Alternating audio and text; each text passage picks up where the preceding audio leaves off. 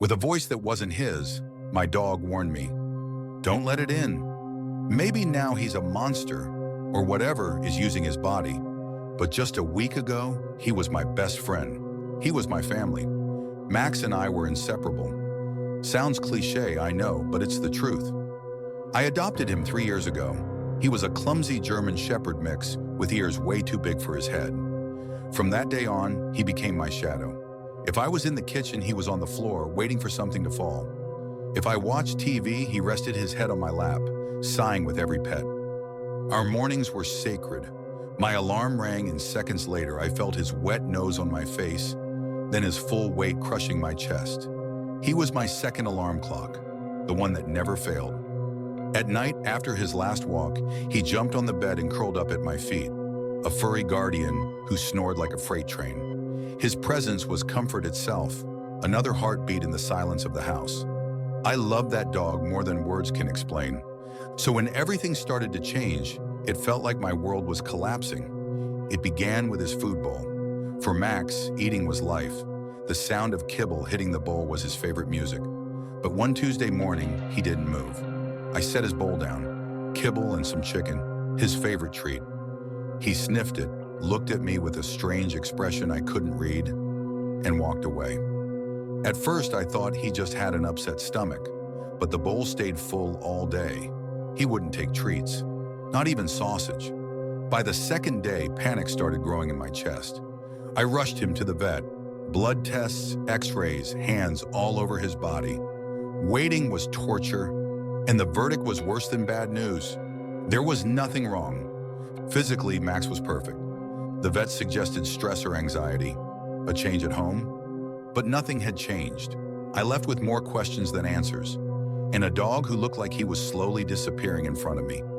That night, for the first time in 3 years, Max didn't sleep at my feet. I found him sitting in front of the front door, rigid, like a stone statue. His ears, normally relaxed, were stiff and pointing forward. I called him, offered his favorite toy. Nothing. He just stared at the door, like he could see through it. Then he started to growl. Not his playful growl. This was deep, low, constant. A sound vibrating in his chest, aimed at something only he could sense. Night after night, that growl filled the house. My home, my refuge, became a silent battlefield. I felt like a prisoner, and my dog was guarding me from an invisible enemy. I became afraid of my own door. What was out there? Why could he feel it, and I couldn't? Last night, the growling stopped. Sudden silence, and that silence was worse than any sound. My heart was pounding. I got out of bed and walked down the dark hallway. A streetlight outside drew Max's silhouette on the wall. He was still there, sitting, watching the door. I knelt beside him. My hands shook as I touched his back. He was ice cold, and then I heard it. Not a bark, not a whine, a whisper. Dry, broken, wrong. With a voice that was not his, something spoke through him.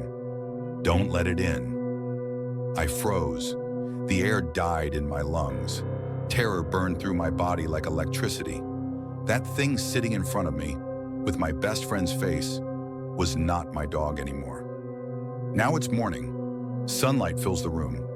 He's still there, sitting, guarding. The door hasn't opened. I don't know what scares me more. Whatever is trying to come in, or what my dog has become to keep it out. He is my guardian now, but he paid a price I don't understand. Is he a hero? Or just the first sign that the nightmare has already crossed the line? What would you do in my place? Tell me in the comments.